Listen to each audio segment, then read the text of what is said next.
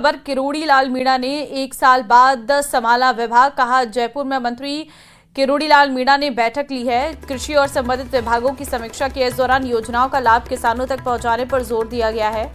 लापरवाह कार्मिकों पर कार्रवाई के संकेत दिए हैं। साथ ही खाद, बीज और दवाओं के लाइसेंस नवीनीकरण में पारदर्शिता पर जोर दिया गया है।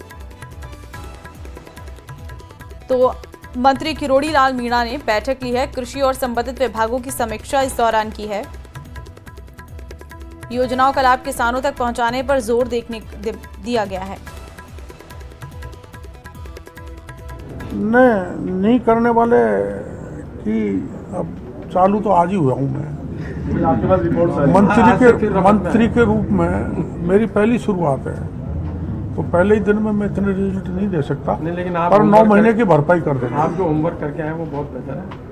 होमवर्क तो होना ही चाहिए। तो क्योंकि आपने कहा कि मैं 10 अब जो काम नहीं हुआ वो मैं इसी 5 साल में 9 महीने के अभी 3 महीने में कर देंगे सारे काम। 9 महीने की भरपाई। मेरे एक्टिव नहीं होने के कारण लेथार्जी जो रहा या मैंने रुचि नहीं ली, जिसका कारण आपको पता है कि मैं वहाँ की सीटें हार गया था। नैतिकता के नाते मैंने इस्तीफा दे दिया था। मैंने कोशिश की मुख्यमंत्री जी को कई बार कि स्वीकार कर लो, नहीं किया तो काम तो करूँ। मेरा विभाग उजड़ रहा है। तो इस दौरान जो गड़बड़ हुई है और पिछले भी जो गड़बड़ हुई है उसको सही करना और विभाग को तेज गति से चलाना और किसानों को राहत प्रदान करना और विभाग में किसी प्रकार का भ्रष्टाचार नहीं हो, भ्रष्टाचार मुक्त एग्रीकल्चर और हॉर्टिकल्चर विभाग। सारे गिले शिकवे दूर हो गए हैं सर, सारे गिले शिकवे दूर हैं अब एक तरीके। गिला शिकवा तो पहले भी नहीं था। देखो ऐसा है, मैंने तो नैतिकता के नाते इस्तीफा दिया था। मेरी कोई शिकायत न तो पार्टी से न मुख्यमंत्री जी से। अब मैं इस्तीफा नहीं देता तो आप रोज मेरे को कुरेदते। आपने घोषणा तो कर दी, इस्तीफा ही नहीं दिया। ऐसे मैंने इस्तीफा दिया था। अब मैं काम तो करूं, नहीं तो किसान मतलब मेरे को जो विभाग दिया है अब उसके बाद भी स्वीकार हो जाएगा तो भी काम करूंगा। कैबिनेट मंत्री किरोड़ी लाल मीणा ने काफी समय बाद अपने विभाग की बैठक ली तो दौसा कांग्रेस विधायक दीनदयाल बैरवा ने बड़ा बयान दे डाला। विधायक बैरवा ने कहा, किरोड़ी लाल मीणा ने एक साल खराब कर दिया, लेकिन अब वे काम पर आए हैं। उम्मीद है कि दौसा का विकास करेंगे। विधायक दीनदयाल बैरवा ने कहा है कि गहलोत सरकार के दौरान जब गोलमा देवी जी मंत्री थी तब भी इसी प्रकार नाटक चले थे। इस बार के विधानसभा सत्र के दौरान तो कृषि विभाग के जवाब देने के लिए मंत्री ही नहीं थे। इस कारण किसी ने प्रश्न ही नहीं लगाए। बहुत सारे मंत्री के पास काम होते हैं, लेकिन उन्होंने एक साल खराब कर दिया। लोगों ने उन्हें आशीर्वाद दिया है। सवाई माधोपुर से उन्हें जिताया है, महवा से भतीजे को जिताया है। छोटे मोटे चुनाव हारते रहते हैं। वे तो खुद कहते हैं कि हारे अधिक हैं, जीते कम है। मैं बता दूं आपको, मैं उनको आना चाहिए था, उनको आना चाहिए था। ये तो गहलोत साहब के टाइम पे भी गोलमा जी जब वो मंत्री थी उस टाइम पे भी ऐसे ही नाटक चले थे, और अब इसमें भी मंत्री है। उन्होंने वैसे बेकार कर दिया। इनके विभाग में काम करते हैं, इनको अभी सदन के अंदर उनके विभाग के कोई ट्यूशन देने के लिए उपलब्ध नहीं रहा। उनके विभाग के ट्यूशन ही नहीं लगाए लोगों ने, मंत्री अवेलेबल नहीं था। मंत्री कितने काम होते, ग्रामीण विकास मंत्रालय इनके पास है, बहुत सारे काम होते। एक साल वैसे बेकार कर दिया। लोगों ने इनको आशीर्वाद दिया है, सवाई माधोपुर से जितवाया इनको, इनके भतीजों को ऐसे जितवा के भेज दिया। छोटे मोटे चुनाव आते जीतते रहते हैं, कोई फर्क नहीं पड़ता। मुझे तो खुद ही कहते साहब, मैंने चुनाव हारे जाते हैं और जीते कम है। धौलपुर से बड़ी खबर आपको देंगे। अतिक्रमण के खिलाफ कार्रवाई फिर से शुरू। नाले के ऊपर बने अस्थायी अतिक्रमण को किया जा रहा ध्वस्त। 2 जेसीबी की मदद से हटाया जा रहा अतिक्रमण। शहर के आरएसी से गटरपुरा जाने वाले मार्ग से हट रहा अतिक्रमण। बड़ी संख्या में नगर परिषद के कर्मचारी मौजूद हैं और मौके पर लोगों की भीड़ भी मौजूद है। तो अतिक्रमण के खिलाफ कार्रवाई फिर से शुरू हो गई है।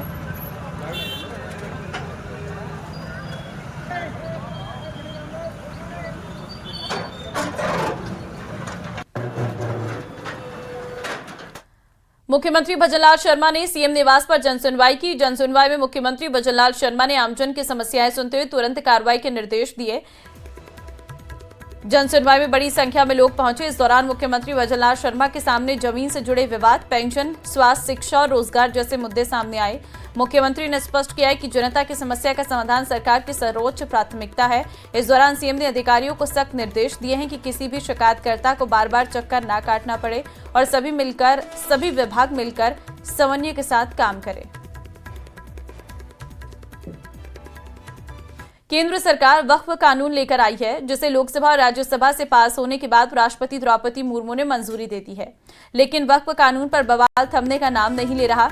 अब झुंझुनू में राजस्थान वक्फ बोर्ड चेयरमैन डॉक्टर खानू खां बुधवाली ने केंद्र सरकार पर निशाना साधते हुए कहा कि वक्फ संपत्तियां सिर्फ मुसलमानों को नहीं बल्कि उस समय के हिंदुओं को भी दी गई हुई है। उस समय के राजा महाराजा ने हर धर्म को सम्मान दिया, वे आज के राजाओं की तरह नहीं थे। ये फैसला तो इस हिंदुस्तान की जनता को करना है। ठीक है, मेजोरिटी में जो पार्लियामेंट में जो बिल आए उसको तो हम रोक नहीं सकते, लेकिन ये दान दक्षिणा का मामला है और इस दान दक्षिणा में उस जमाने के राजा महाराजाओं, केवल नवाबों, किसी भी वक्त जमीन में जितना सहयोग मुस्लिम का उतना सहयोग हिंदू राजा का भी है। चाहे भरतपुर की जमा मस्जिद बनी वहां के राजा को ले लो, इस झुंझुनू में बैठे हो यहाँ की दरगाह मजारात, और चाहे नरड़ शरीफ की दरगाह को ले लो, चाहे आप उदयपुर अजमेर के मामले में ले लो, चाहे उदयपुर में ले लो, बांसवाड़ा, हर वहाँ के राजाओं का जितना सहयोग वहाँ प्रजा को, वहाँ की उनकी आस्था पद्धति को चलाने के लिए हर व्यक्ति का सहयोग रहा जो वहाँ के राजा थे, क्योंकि वहाँ हर मजहब का व्यक्ति रहता था और हर मजहब का सम्मान करना उस राजा का धर्म बनता था, आज के राजाओं की तरह नहीं। वक्फ बोर्ड संशोधन बिल को राष्ट्रपति की मंजूरी मिल चुकी है, लेकिन इस पर शुरू हुई सियासत खत्म होने का नाम नहीं ले रही। जयपुर में बीजेपी प्रदेश अध्यक्ष मदन राठौर ने कांग्रेस पर मुस्लिमों के उत्थान में रोड़ा बनने का आरोप लगा, तो पलटवार में टीकाराम जूली और गोविंद सिंह डोटासरा सामने आए। जनता पार्टी जिंदाबाद।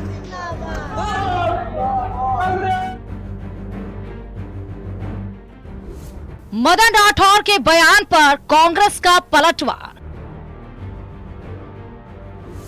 पीसीसी चीफ गोविंद सिंह डोटासरा का बड़ा बयान। बीजेपी को खुद पंचर करने वाले हैं मदन राठौर। मौका था बीजेपी के स्थापना दिवस का।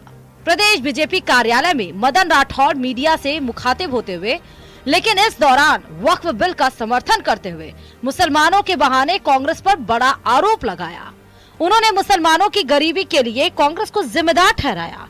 मदन राठौर ने साफ शब्दों में कहा कि कांग्रेस ने मुसलमानों को टायर पंचर निकालने से आगे नहीं बढ़ने दिया। जमीनों पर हम लेना नहीं चाहते, किसी की भी जमीन हम छीनना नहीं चाहेंगे, लेकिन उस वर्ग को तो समृद्ध करो। आज मुस्लिम समाज में कितनी गरीबी है, विचार करो। टायर पंक्चर निकालने से ज्यादा आगे नहीं बढ़ने दिया उनको। हम चाहते हैं कि वो भी समृद्ध बने, इस दिशा में वो भी मजबूत बने, ये हमारी सोच है। हमें किसी की जमीन नहीं चाहिए। बीजेपी प्रदेश अध्यक्ष के कांग्रेस पर इतने गंभीर आरोप के बाद रिएक्शन आना लाजमी था। इस आरोप का जवाब दिया कांग्रेस प्रदेश अध्यक्ष गोविंद सिंह डोटासरा ने। उदयपुर में पत्रकारों के सवालों का जवाब देते हुए गोविंद सिंह डोटासरा ने मदन राठौर पर बीजेपी को पंचर करने का आरोप लगाया। मदन राठौर जी तो खुद बीजेपी को पंचर करने वाले हैं। मदन राठौर जी का कोई 6 महीने में 8 महीने में कोई बीजेपी को आगे ले जाने का कोई विजन देखा? मुख्यमंत्री जी और खुद खड़े हो गए अपनी छत के ऊपर एक बीजेपी का झंडा फहरा रहे हैं। अरे भाई क्या कर रहे हो? ये नोटंकी करने वाले लोग हैं। मदन राठौर जी के बारे में जो आज इन्होंने कहा है, उसके बारे में मेरा ये कहना है कि इन्होंने बिल लाकर मुसलमानों का भला नहीं बुरा किया है, और इतना वो किया है कि आज पूरे मुल्क में, पूरे हिंदुस्तान के मुसलमानों में बेचैनी है इस बात की कि सरकार ने वक्फ बोर्ड को अपने कब्जे में लेकर मनमाने तरीके से इन्होंने ये किया है। इसलिए इसको हम बिल्कुल रिजेक्ट करते हैं और इसके खिलाफ हम अपना जो भी एहतजाज है जारी रखेंगे। वक्फ संशोधन बिल को राष्ट्रपति की मंजूरी मिल चुकी है। इस बीच इस कानून के खिलाफ सुप्रीम कोर्ट में भी कई याचिकाएं डाली गई हैं। आने वाले दिनों में सुप्रीम कोर्ट क्या फैसला देते हैं, ये देखने वाली बात होगी। लेकिन इन दिनों वक्फ बिल के मुद्दे पर सियासत गर्म है। Bureau report, news 18 Rajasthan. Ajmer के फायसागर वरुण सागर रोड स्थित कई कॉलोनी के क्षेत्रवासी आज कलेक्ट्रेट पहुंचे और उन्होंने अपनी कॉलोनी को अजमेर नगर निगम क्षेत्र में लेने पर आभार जताया। साथ ही कहा कि गांव के ही कुछ लोग नहीं चाहते हैं कि हाथी खेड़ा, बोराज जैसे क्षेत्र और फायसागर रोड की दर्जनों कॉलोनियां निगम क्षेत्र में आए। ऐसे में हजारों लोगों की मांग है कि इस निगम क्षेत्र में हो ही रखा जाए। इसे लेकर आज 2 दर्जन से अधिक कॉलोनी के क्षेत्रवासी जिला कलेक्ट्रेट पहुंचे और उन्होंने निगम क्षेत्र में आने के आदेश को यथावत रखने की मांग की।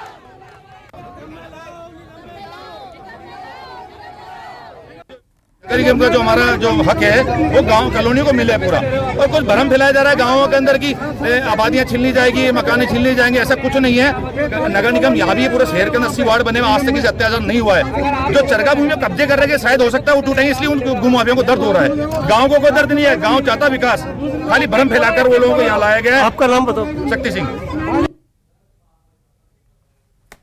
धौलपुर जिले के सैंपोई कस्बे में अल सुबह एक दर्दनाक हादसा हो गया। NH 130 स्थित अंडरपास पुल के ऊपर अज्ञात वाहन ने बाइक सवार 2 युवकों को टक्कर मार दी। ये टक्कर इतनी जोरदार थी कि दोनों की मौके पर मौत हो गई। घटना की सूचना मिलने के बाद पुलिस मौके पर पहुंच गई। दोनों शवों को कब्जे में लेकर सरकारी अस्पताल की मोर्चरी में रखवाया। फिलहाल शवों की शिनाख्त नहीं हो सकी है।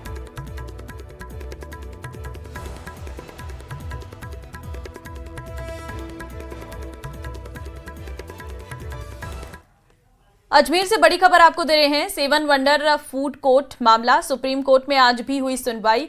7 वंडर फूड कोर्ट को हटाने के निर्देश, 7 वंडर फूड कोर्ट को 1 महीने में हटाने के निर्देश, नए वेटलैंड तैयार करने के लिए विस्तृत रिपोर्ट मांगी। 15 दिन में रिपोर्ट तैयार कर करनी होगी कोर्ट में पेशी। पहले 7 वंडर को 6 महीने में हटाने के निर्देश दिए गए थे। तो 7 वंडर फूड कोर्ट पूरा मामला है ये, जहां पर उसे हटाने के निर्देश दिए गए हैं। और ऐसे में यहाँ पर पहले 7 वंडर को 6 महीने में हटाने के निर्देश दिए थे।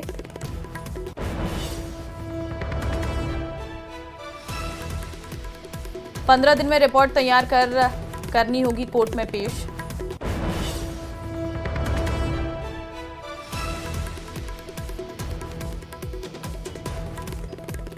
अलवर में स्कूटी और इस बीच जयपुर से एक बड़ी खबर आपको बता दें, स्वायत्त शासन विभाग ने गठित की समिति। बड़ी खबर इस वक्त आपको दे रहे हैं, जहां पर समिति नियमों में संशोधन कर 15 दिन में सौंपेगी अपनी रिपोर्ट। आपको बता दें, बड़ी खबर इस वक्त आपको हम दे रहे हैं, जहां पर कर्मचारी सफाई सेवा नियम 2012 में संशोधन की तैयारी और इसके लिए पूरी कमेटी का गठन किया गया है, जो इस पूरे मामले पर रिपोर्ट तैयार करेगी। ये बड़ी खबर इस वक्त आपको हम दे रहे हैं। दरअसल आपको जानकारी दे दें कि सफाई कर्मचारी सेवा नियम, दरअसल आपको बता दें स्वायत्त शासन विभाग ने गठित की है ये समिति और सफाई कर्मचारी सेवा नियम 2012 में संशोधन की तैयारी। रोशन संवाददाता इस वक्त हमारे साथ फोन लाइन पे है। रोशन, सफाई कर्मचारी सेवा नियम 2012 में संशोधन की तैयारी चल रही है और इसके लिए बाकायदा एक समिति का गठन भी किया गया है।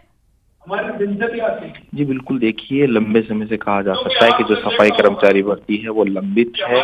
पूर्ववर्ती कांग्रेस सरकार में भी कहा जा सकता है कि वाल्मीकि समाज के विरोध के चलते जो सफाई कर्मचारी भर्ती है वो नहीं हो पाई और ऐसे में जो वर्तमान सरकार सफाई कर्मचारी भर्ती को लेकर 2 बार जो विज्ञप्ति है वो जारी कर चुकी है। ऐसे में कहा जा सकता है कि जो राज्य सरकार है, स्वायत्त शासन विभाग है, सफाई कर्मचारी सेवा नियम 2012 के अंदर संशोधन है वो करने की तैयारी कर रहा है। इसके लिए जो समिति का जो है वो गठन किया गया है। ये जो समिति है आगामी 15 दिनों के अंदर अपनी जो रिपोर्ट है वो सौंपेगी। DLP जो डायरेक्टर है इंद्रजीत सिंह, उन्होंने इस संबंध में आदेश जारी किया है, जिसके अंदर कहा जा सकता है कि राजस्थान नगर पालिका नियम 2012 में संशोधन करते हुए इस जो कहा जा सकता है कि इस समिति का जो सचिव है वो अमृता चौधरी है, उन्हें यहाँ पर है मनोनीत किया गया है। साथ ही साथ में RMS सर्विस की जो अधिकारी हैं कविता चौधरी, लेखराज जागरावत, डॉक्टर कमलजीत सहित कहा जा सकता है कि तमाम ये जो सदस्यों को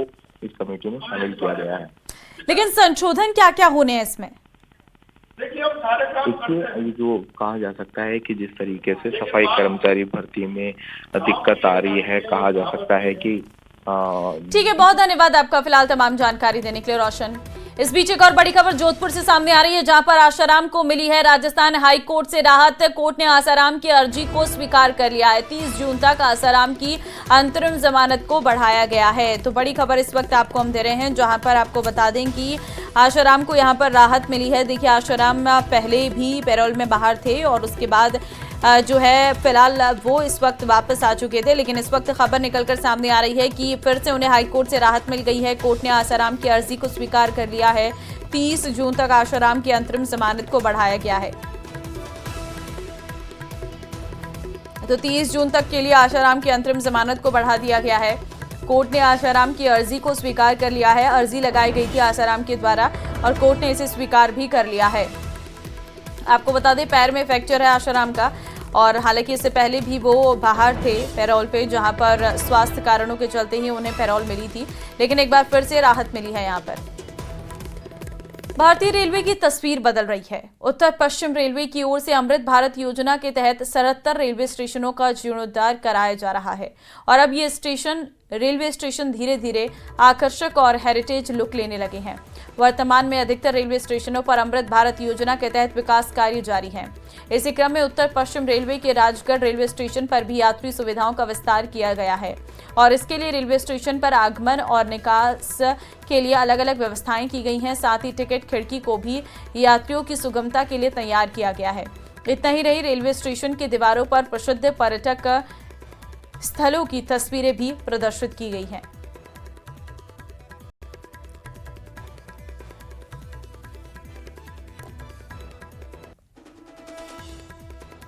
भारत स्टेशन योजना के तहत रेलवे स्टेशनों का विकास किया जा रहा है। हमारे साथ CPRO शशि किरण जी। सर, किस प्रकार की तो योजना है, कितने स्टेशन? उत्तर पश्चिम रेलवे के 77 स्टेशनों का हम अमृत स्टेशन योजना के अंतर्गत पुनर्विकास कर रहे हैं और राजगढ़ स्टेशन में भी काम लगभग पूर्ण हो चुका है और यहाँ पे हम 13 करोड़ की लागत से हमने इसका पुनर्विकास किया है। स्टेशन के इस पुनर्विकास में हमने काफी नई नई चीजें की, जैसे 12 मीटर चौड़ा FOB हमने बनाया, फुटओवरब्रिज बनाया, जो कि यात्रियों के लिए बहुत ही सुविधाजनक है। साथ ही साथ नया ही हमने एक वेटिंग हॉल बनाया है 225 स्क्वायर मीटर एरिया का, ताकि यात्री जो है वहाँ पे वेट कर सके। बुकिंग हॉल नया बनाया हमने, पार्किंग एरिया जो है और सपोर्टिंग एरिया में नया सुधार किया है और उसको ज्यादा विस्तार किया है। 2 नए प्लेटफॉर्म शेड बनाया है। इसमें बेसिकली टिकटिंग काउंटर्स हैं, वेटिंग हॉल है, पोर्च है, सर्कुलेटिंग एरिया है, 12 मीटर FOB है जहाँ पर अभी अपन खड़े हैं।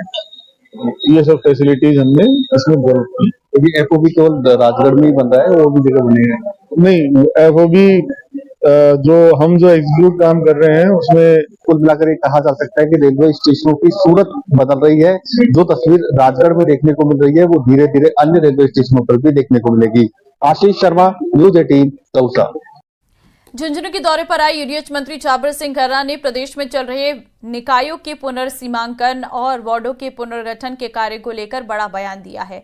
उन्होंने कहा कि कुछ जगहों से गांवों को निकायों में जोड़ने की आपत्तियां मिली हैं, जिनका परीक्षण करवाया जा रहा है। आवश्यक हुआ तो रखेंगे, वरना हटा देंगे। उन्होंने कहा कि निकायों का पुनर्सीमांकन और वार्डों का पुनर्गठन का काम हर हाल में मई तक पूरा हो जाएगा। इसके बाद राज्य निर्वाचन आयोग को सूचना दे दी जाएगी।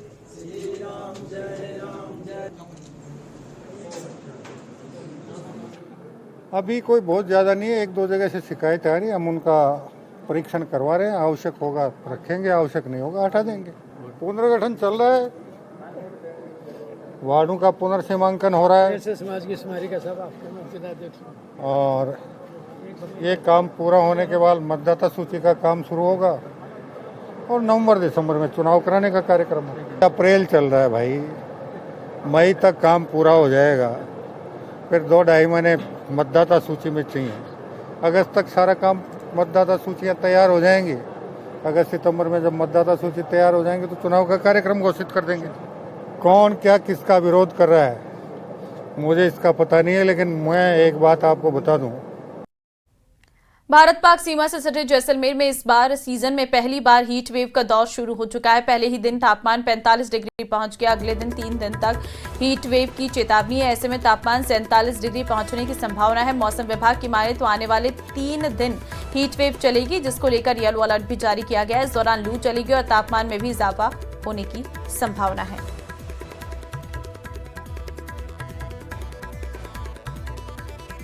वहीं भीलवाड़ा में अब गर्मी ने अपना उग्र रूप दिखाना शुरू कर दिया और तापमान की बात की जाए तो तापमान भी 41 डिग्री सेल्सियस के पार पहुंच गया है। दिन में लगातार बढ़ने तापमान और रात में घटते तापमान से लोग बीमार पड़ रहे हैं। भीलवाड़ा जिला अस्पताल में मरीजों की संख्या में भी इजाफा हुआ है। गर्मी देखते हुए भीलवाड़ा जिला अस्पताल अधीक्षक डॉक्टर अरुण गौड़ के नेतृत्व में तैयारियां को अंतिम रूप दिया जा रहा है। वहीं तेज गर्मी को देखते हुए चिकित्सा विभाग ने लोगों को गर्मी से बचाव करने की सलाह दी है। और इतना ही नहीं, तेज गर्मी के दौरान किन बातों का ध्यान रखना चाहिए और इस बात के लिए भी चिकित्सा विभाग लोगों को अवेयर कर रहा है। अभी जो ओपीडी में मरीज बढ़ रहे हैं उसका मेन कारण यह है कि टेम्परेचर वेरिएशन है। दिन में गर्मी हो जाती है काफ़ी और रात्रि को अर्ली मॉर्निंग में टेम्परेचर जो है काफ़ी कम हो जाता है। तो जब भी टेम्परेचर वेरिएशन होता है तो सीजनल डिजीजेस में मेनली वायरल डिजीजेस ज़्यादा होने लगती है। अभी थ्रोट इन्फेक्शन है या खांसी जुकाम के मरीज हैं, साथ में कुछ वायरल डायरियाज हैं, इनके पेशेंट आ रहे हैं। लेकिन ऐसा कोई एपिडेमिक टाइप नहीं है, कोई एकदम किसी एक ही पर्टिकुलर बीमारी के रोग के मरीज आ रहे हो, ऐसा नहीं है। और मेरा आपके माध्यम से ये है कि जब भी टेम्परेचर वेरिएशन हो तो लोगों को अभी अत्यधिक गर्मी में और अत्यधिक जब टेम्परेचर कम होता है तो पूरी सावधानी बरतनी चाहिए। इस वर्ष जो है तेज गर्मी पड़ने की संभावना है और विभाग से निर्देश प्राप्त हुए हैं कि संस्थानों को देखिए, उदयपुर सांसद मन्नालाल रावत के खिलाफ भील प्रदेश पार्टी बीएपी ने सोमवार को गांधी चौराहे पर जोरदार प्रदर्शन किया है। प्रदर्शन के दौरान पार्टी कार्यकर्ताओं ने सांसद के खिलाफ जमकर नारेबाजी की, पुतला फूंककर अपना आक्रोश जाहिर किया। ये प्रदर्शन बीएपी के जिला अध्यक्ष मुकेश बरोड़ के नेतृत्व में हुआ है, जिसमें बड़ी संख्या में पार्टी पदाधिकारी और कार्यकर्ता मौजूद रहे।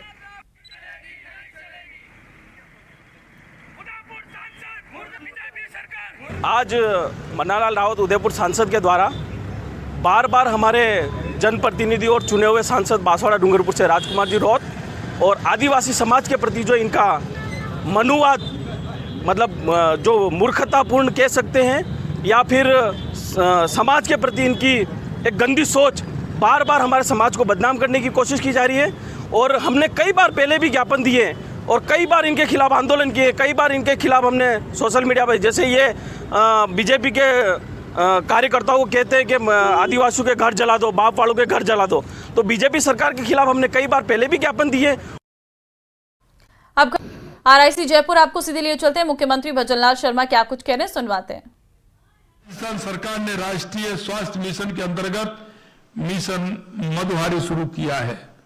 ये टाइप 1 डायबिटीज देखभाल के लिए भारत का पहला समर्पित कार्यक्रम है।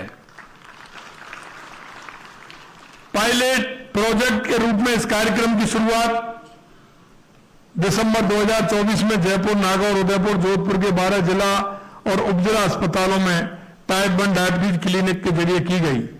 अब प्रदेश के सभी जिलों में चरणबद्ध रूप से ये क्लिनिक प्रारंभ की जा रही है। इससे हजारों रोगियों को टाइप 1 डायबिटीज का समुचित उपचार मिल सकेगा। आज प्रारंभ की गई मुख्यमंत्री आयुष्मान आदर्श ग्राम पंचायत योजना भी स्वास्थ्य सूचकांक को बेहतर बनाने की दिशा में एक अभिनव पहल है। इस योजना के तहत टीबी मुक्त प्रसव पूर्व देखभाल, संस्थागत प्रसव टीकाकरण, हाइपरटेंशन, डायबिटीज की स्क्रीनिंग, 60 वर्ष से अधिक आयु के नागरिकों की स्वास्थ्य जांच, मां योजना तथा पीएमजेएवाई कार्ड का वितरण, तंबाकू मुक्ति, मोतियाबिंद की जांच व उपचार जैसे कुछ प्रमुख स्वास्थ्य सूचकांक तय किए गए हैं, जिनमें 100% उपलब्धियां हासिल करने वाली ग्राम पंचायत को 11 लाख रुपए की प्रोत्साहन राशि दी जाएगी। दूरस्थ स्थानों पर सुगमता से चिकित्सा सेवाएं उपलब्ध करवाने के लिए आज 24 मोबाइल मेडिकल यूनिट यानी रामरथ का शुभारंभ भी किया गया है। ये रामरथ लोगों की पीड़ा को हरने का काम करेंगे। इसके माध्यम से प्रतिमाह लगभग 20 से अधिक गांवों में 2 बार निःशुल्क जांच व उपचार सेवाएं उपलब्ध कराई जाएगी। बच्चे ही हमारे देश का भविष्य है। वे स्वस्थ और तंदुरुस्त हों, इसके लिए मां का दूध उनके लिए सर्वोत्तम आहार है। पहले 6 माह तक के शिशुओं को केवल स्तनपान करवाया जाना उनके बेहतर शारीरिक एवं मानसिक विकास के लिए आवश्यक भी है।